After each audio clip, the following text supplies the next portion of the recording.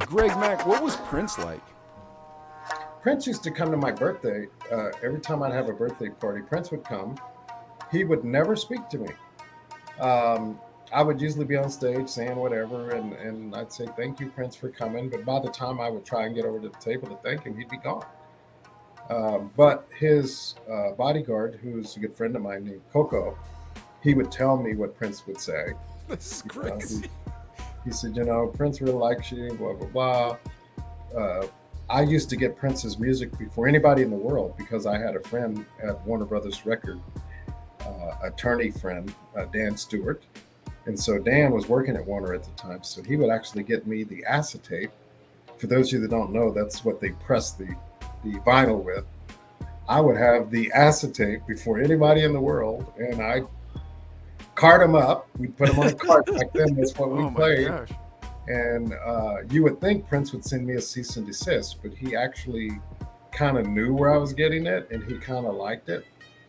And so I was breaking Prince, all of his artists. He sent Vanity 6 over to visit me with nothing on but a damn camisole. Oh my goodness. She walks in and she said, Prince said, "Thank you." And I'm like, yeah, he's welcome. Nice looking young lady.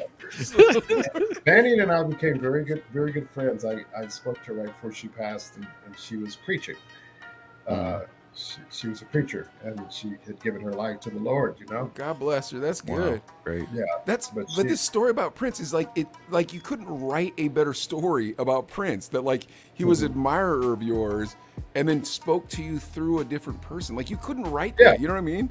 He wouldn't talk to me. I interviewed him when I was in Houston. I went to one of his concerts backstage to do an interview with him, and so it was the weirdest thing. He'd sit there and he'd look at me, and I would ask him a question. He'd whisper the answer in his manager's ear, and his manager would tell me the answer. And so I said, "Well, why does he do it that way?" He said, "Because if you misquote him, he can honestly say, 'I didn't say that.'" Smart. True story. Was he the most eccentric person you ever met?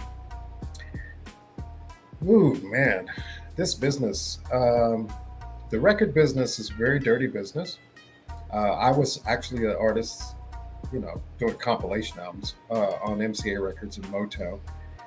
And the record business is a dirty business. It's really cutthroat. There's things behind the scenes that could get you killed. I'm not a big fan of. I admire the people that do it and that are successful with it. That's great. It's just I've learned throughout the years to stay in my lane. Okay, Yeah. Right. Yeah. stay in radio. Yeah. And I'm learning this film business. And Well, that's got to be rough too. I bet you there's a bunch of criminals in that one too.